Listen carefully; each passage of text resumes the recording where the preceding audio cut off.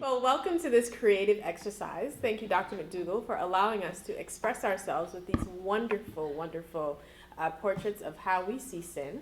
My name is Carrie Ann. I'm a first-year MDiv student, and just wanted to bring your attention to my creative self, which it's not artistic. But here I have sin. So I did a combination of the text that we've written, but then also thinking just how sin has evolved throughout my life. A picture of myself in the middle. Now, you love instead of love you was taken from a lot of the themes that some of the writers had, in that women lack self-love. And so we often love, which is you love, we love others, as opposed to loving ourselves. And so that's one of the concerns or issues underlying why we have not been able to break some of the cycles that we face. This is a product of, I think, me trying to recategorize things. And so I did like different colors to kind of represent, like the red is kind of like what I felt like was like before this class considered maybe like culturally bad or like sin. So like, you know, doing things for yourself or showing your strength, those kinds of things. And then like the blue is kind of like what people thought was like good for women. So like lots of mother daughters, that resonates for me. So those are lots of the pictures. And then this is my, I didn't mean to cover up, but this is the confession in the Methodist church. But as I kind of thought about it, I feel like the words that I'm just going to church differently now, and the way I'm hearing the words, it's kind of cloudier or fuzzier than it used to be. It used to be really clear cut, and now I feel like things are kind of blending together, and I'm still processing everything. So this is a picture of me. I have made my collage centered around the idea of body being a source of sin for women.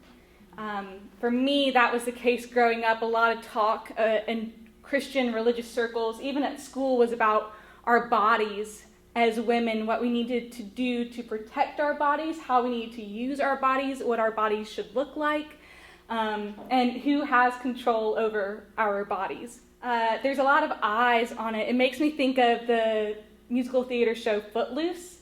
There's a line in there that goes, "Somebody's eyes are watching," and that's how I feel very often, is that somebody's eyes are watching. They're watching me do every movement. They're watching how I'm using my body. They're watching what my body looks like. So in this corner, there's Anya Taylor-Joy from an article about the Queen's Gambit, about how it's like a woman's show, but there's like no sexism really in the show. But they had all of these like little like checkerboard, like chessboard cutouts and things like that, but it was obscuring her face, so that only like a part of her was peeking out.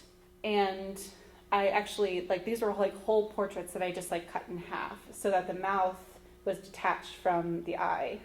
So like what you're seeing doesn't line up with what you're hearing. Like what is spoken isn't lining up with what people experience.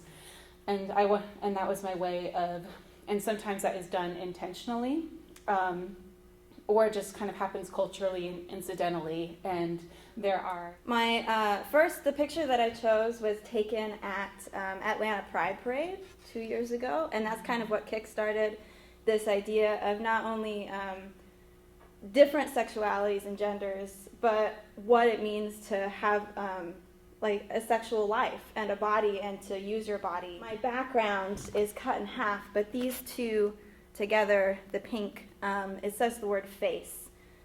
Whether that means we have to cover up our faces or how makeup impacts how people see us.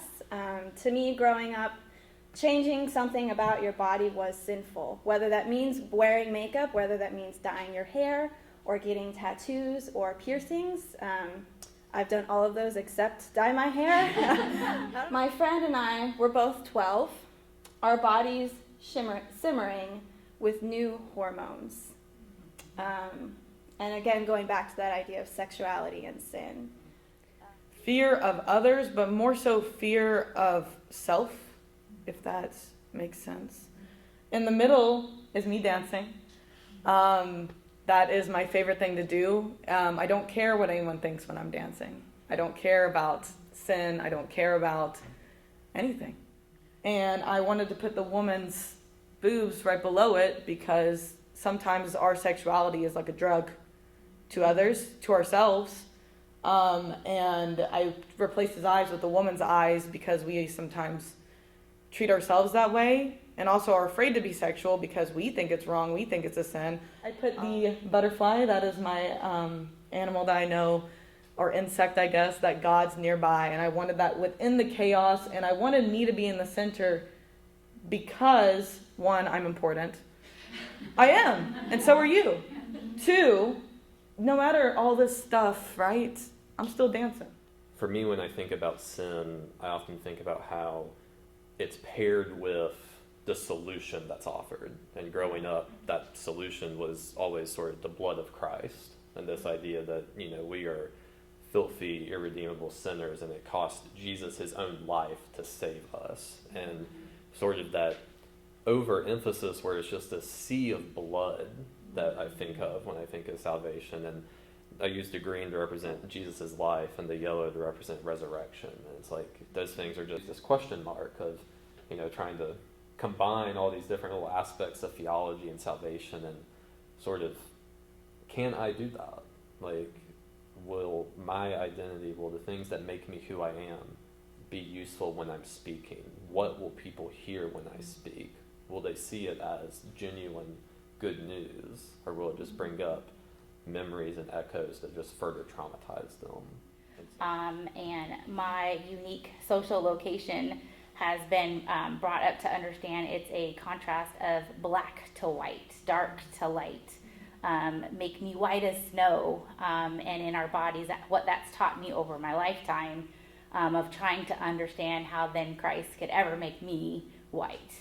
And so there's the color of obviously red, and then I have this little area of gray, which is more like the sanctification process of that. So in color and body, it starts with that as far as a contrast, and then it also talks about the theology side behind of exploitation to empowerment.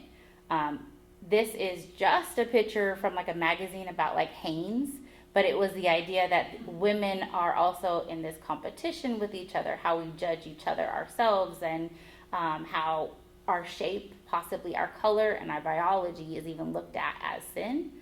So this is me and my grandson. We're in the center of a continuum of words that bombard us, that start from evil to good. The center is the gray area where the words are defined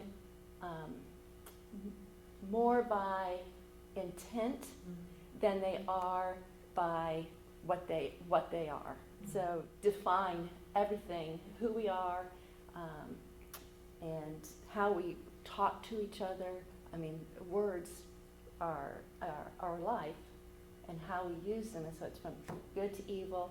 And we're trapped. We're trapped in the words. I got a little bird here in a cage. Got to get my grandson out of this. Everything else kind of came from this picture. But my background is brown because I was the one who said dirty with sin. And so I wanted to like kind of emulate that. And then this is my favorite part of the collage. These women are all depictions of Mary. And so I had like an old book of like illustrations, and this is an illustration from William Blake for his poem, The Tiger. And this is a poem that Mary Daly quoted in her very first like page of her book. How can a God who is good also have these texts of terror in our books?